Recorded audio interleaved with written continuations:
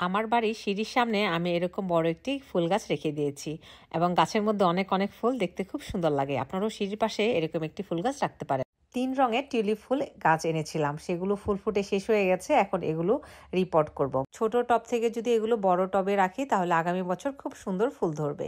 এই যে দেখেন, এগুলো দেখতে ঠিক পেঁয়াজের মতো, তাই না? সো এগুলোকে এখন সুন্দর করে 2টি টবে রেখে দিব এবং আগামী বছর ফুল ফুটবে।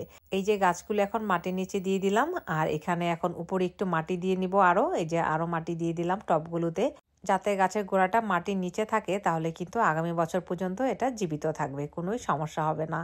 আর এখন এই যে গাছগুলো সুন্দর করে কেচি দিয়ে কেটে দিচ্ছি। কাটা হয়ে গেল, এই যে একটা একটা করে সব কেটে ফেলে দিলাম। এখন কিন্তু শুধুমাত্র নিচের অংশটাই মাটির নিচে রইল। এই হচ্ছে ফাইনাল লুক। গাছগুলো এখন খুব ভালো থাকবে। আর এই যে সর্বশেষ পানি দিয়ে দিলাম। আল্লাহ হাফেজ।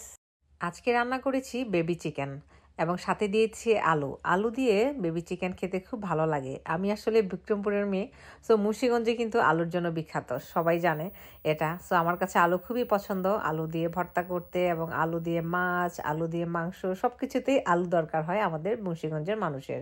আল্লাহ হাফেজ। আমার বাড়ির এই জায়গাটাতে আমি লাল শাক রোপণ করেছি এবং লাল শাকের গাছগুলো উপরে উঠতেছে, কিন্তু সাথে সাথে অনেক আগাছাও রয়েছে। এই আগাছাগুলো আমি সব উপরে ফেলে দিচ্ছি।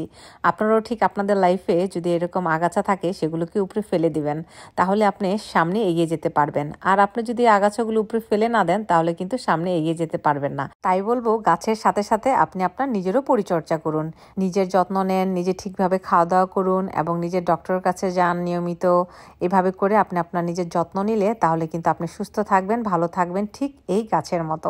আমি গাছের যত্নের পাশাপাশি আমি আমার নিজের যত্ন নেই, নিজেকে ঠিকভাবে পরিচর্যা করি, নিজের খেয়াল রাখি। আপনি আপনার নিজের সবচাইতে আপন। আপনি আপনার নিজেরকে যদি যত্ন না করেন, ভালো না বাসেন, তাহলে কেউ আপনাকে ভালোবাসবে না। তাই সবসময় নিজেকে ভালোবাসতে হবে। আমি ঠিক আমার নিজেকে অনেক বেশি ভালোবাসি। দেখেন, সব আগাছাগুলি পরিষ্কার করে দিলাম। এখন লাল শাকগুলো খুব সুন্দর করে বেড়ে উঠবে।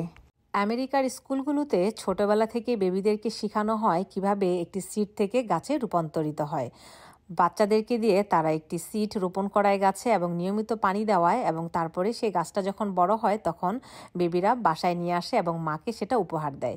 আমার কাছে এই জিনিসটা দেখে অনেক ভালো লেগেছে। তাই আমার বেবিরা স্কুল থেকেই শিখে গেছে কিভাবে একটি সিড থেকে গাছে রূপান্তরিত করতে হবে। তাই তারাই যে কত সুন্দর করে পানি দিচ্ছে, আমার কিন্তু কিছুই শেখাতে হচ্ছে না। তারা নিজেরাই সব কিছু জানে, বুঝে এবং তারা এই পানি দিতে খুব আনন্দ পায়। আমার কাছেও খুব ভালো লাগে যে আলিফ রাফি এতটা এনজয় করে গাছে পানি দিতে।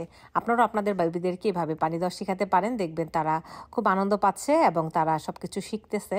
আমেরিকাতে সবকিছু প্র্যাকটিক্যালি শেখানো হয়, খাতায় কলমে নয়, যার কারণে এই দেশের শিক্ষা ব্যবস্থা আমার কাছে ভীষণ ভালো লাগে। আল্লাহ হাফেজ।